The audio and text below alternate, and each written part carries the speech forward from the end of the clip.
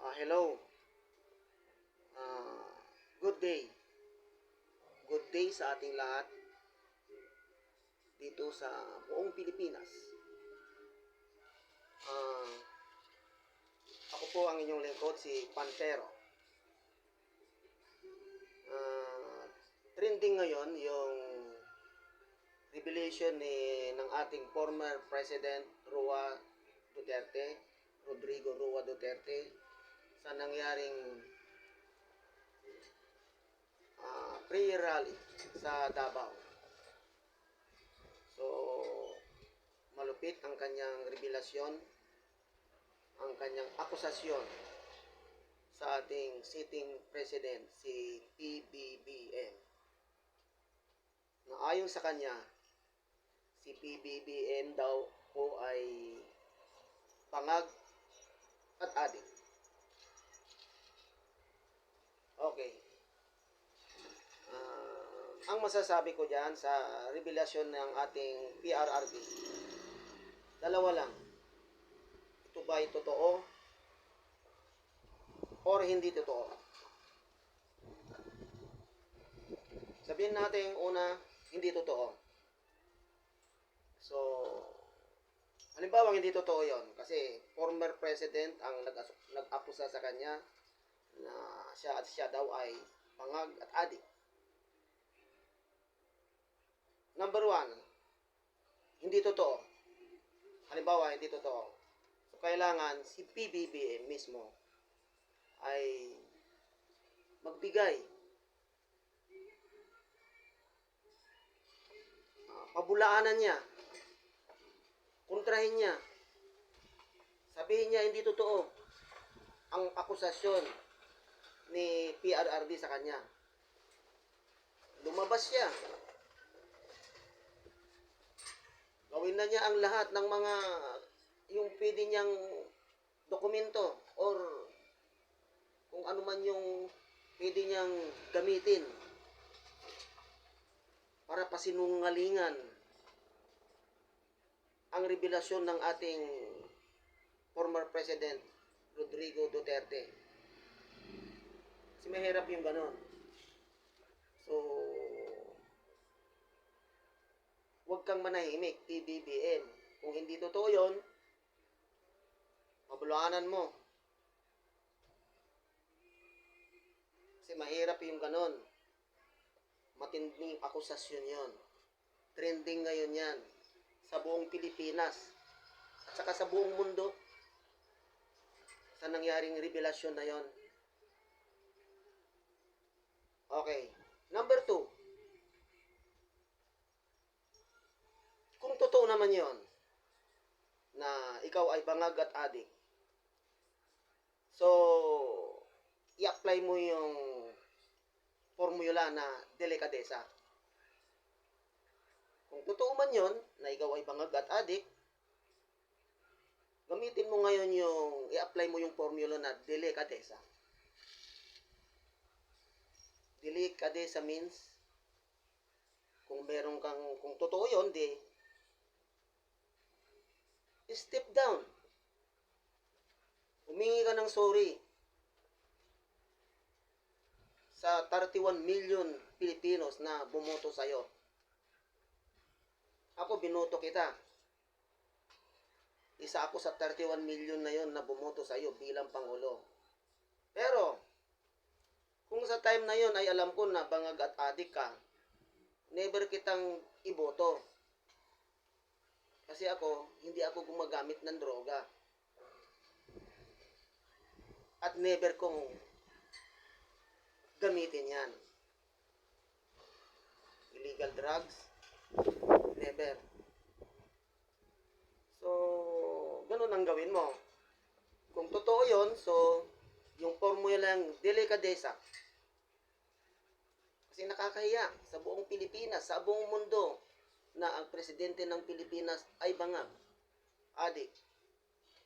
Nakakahiya po. At mag-sorry ka. Kagaya nung ginawa ni former President Gloria Arroyo. Nag-I am sorry siya. Gayahin mo rin siya. I am sorry. Then step down. Graceful exit.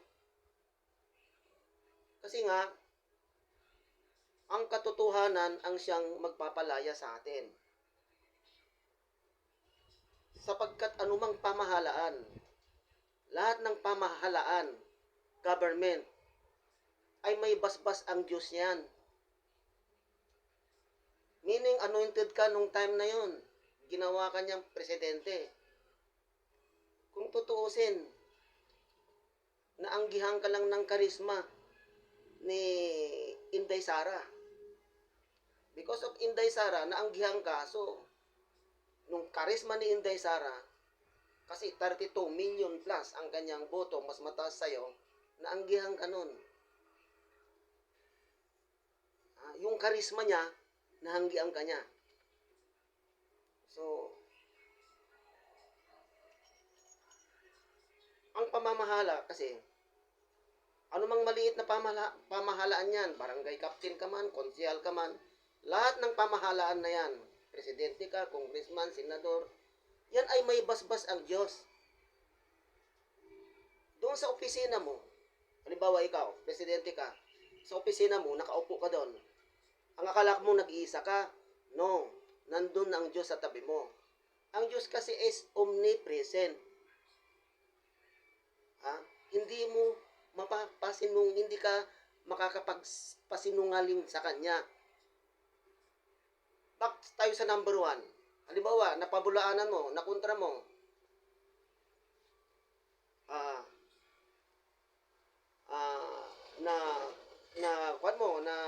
nakumbinsi mo ang tao na hindi ka bangag at adik, merong nakakita sa'yo, merong may alam. Kung napabulaanan mo ang mga tao, ang Diyos hindi mo kayang pabulaanan yan. Omnipresent yan. So, all you have to do is repent. Kung may kasalanan kang, kung mayroon kang alam na kasalanan, repent. Magsisi. Tanggapin mo yung katotohanan.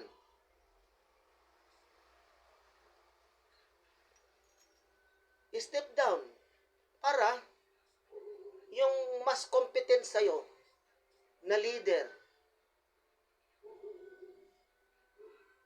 para mai-exercise din niya, para mapalitan ka ng mas competent sa'yo na leader. Kasi kung bangag at adik ka, may halong substance yung dugo mo, hindi ka makapag-perform ng maayos. Sampulan na lang ang alak, sabihin natin gurugi ka, sa alak lang, sampol, iba? Pag nalalasing ka, hindi ka makapag-isip ng tama. Ganyan, lalo na ang droga. Paano ka pa makakapag-isip kung bangag ka, adik ka? Buong Pilipinas, ang pinamamahalaan mo. Ilang milyon tayo? Sabihin na lang natin yung bumoto sa'yo, 31 million. O biruin mo, 31 million yun.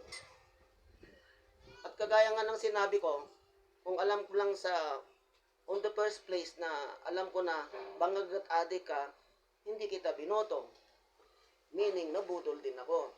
Maraming nabudol eh. So, nandun na yon, tapos na yon. So, na ito na. Matindi yung akusasyon sa iyo na former President Rodrigo Roa Duterte na bangag at adik ka daw. So, kung totoo yon, kung hindi totoo yon, number 1, pabulaanan mo.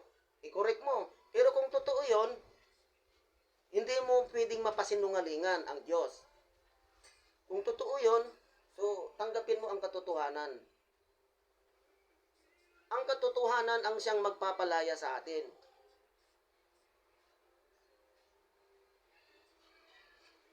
Kung magmatigas ka, then ang Diyos, si Lord, na nagluklok sa iyo, siya rin ang mag-aalis sa iyo. Sapagkat ang pamahalaan, lahat ng pamahalaan dito sa lupa, ay may basbas ang Diyos sa langit. Akala nyo, hindi nakikita. Walang nakakita sa mga pinaggagawa ninyo, sa mga kabulastugan, sa mga kabalbalan na ginawa nyo sa ating bansa. Nakikita kayo ng Diyos. Alam niya yan.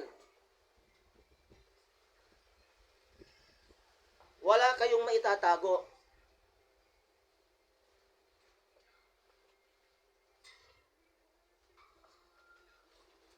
Kaya napakahirap na tanggapin. Kasi napakahirap tanggapin. Pero pag tinanggap mo ng taos sa iyong puso yung kasalanan mo, kasi betrayal of public trust yan, impeachable yan.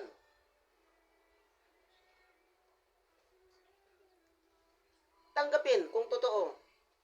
Ang katotohanan ang siyang magpapalaya sa iyo. Tangi ang Diyos lang sa langit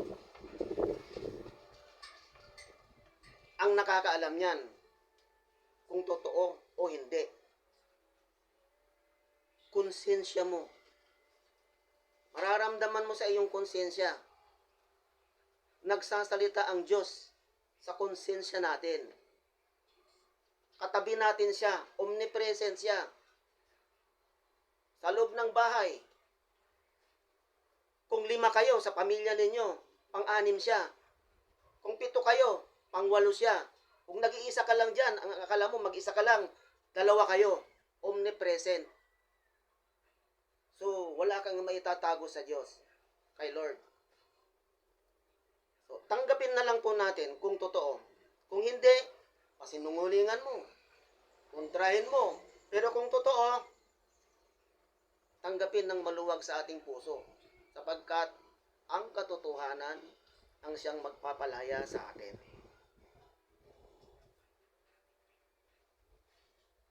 Yun lang po. Marami pong salamat sa mga viewers.